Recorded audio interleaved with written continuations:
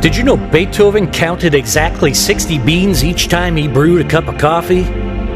French composer Jean-Baptiste Lully died from gangrene after stabbing himself in the foot with his conductor staff. Tchaikovsky was a neurotic and a hypochondriac who thought his head would fall off when composing. That's why he held his head like this when conducting orchestras. Classical composers were far from the stuffy intellectuals often depicted in modern concert halls. Learning about these quirky, flawed humans helps demystify classical music's intimidating veneer of elitism. These weren't untouchable geniuses creating art in sterile ivory towers, but passionate, often troubled individuals who drank too much, fell into debt, fought with patrons, and poured their messy humanity into every note they wrote. Their music wasn't meant for quiet reverence, but for emotional connection. I'm Eric Kossenfang, and together with our team of experienced and creative minds, we hope to, in the words of co-founder Gary Gray, ignite a renaissance in the entertainment industry that will then spark a renaissance in world culture. One of the projects we'd like to undertake with this new and innovative film company is to produce a well-crafted TV series, with each episode showcasing the personal lives of different composers, stripping away classical music's often pretentious facade, inviting viewers to connect with these historical and often hysterical figures and the music they created.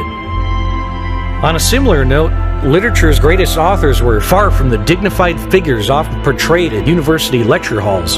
A streaming series featuring unabridged readings of their works, set against visually stunning backdrops of cutting-edge AI, would transform literature from a stuffy, academic subject into a vibrant, accessible world. Each chapter would conclude with illuminating breakdowns of historical context, author influences, embedded symbolism, different characters' psychological profiles, and the cultural zeitgeist of the time, revealing how Dickens wrote his masterpieces while dodging creditors, or how Mary Shelley's personal tragedy shaped Frankenstein, or what Ernest Hemingway meant when he said, "Write with the body and not the mind." Viewers could follow along with these visual aids as we explore the influences of Freud, Nietzsche, and Schopenhauer on Leo Tolstoy, or how Virginia Woolf's stream of consciousness unfolds.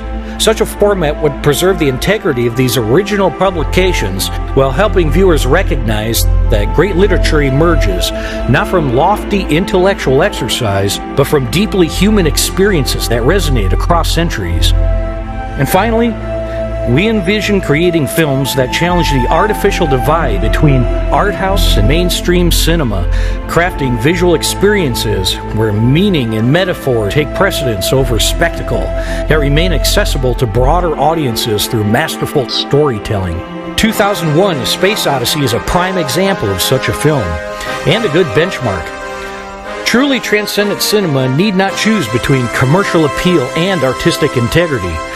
Instead, we want to create films that operate on multiple levels of consciousness, works that can be appreciated for their surface narrative while harboring deeper philosophical treasures for those willing to dive beneath the surface.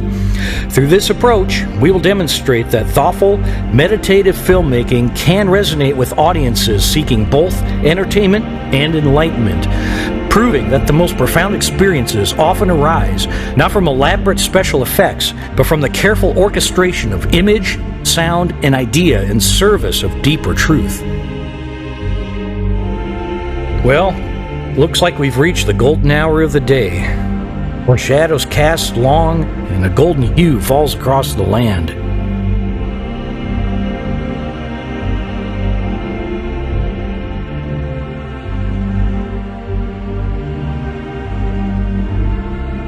Join us as we change the landscape of Hollywood, one frame at a time.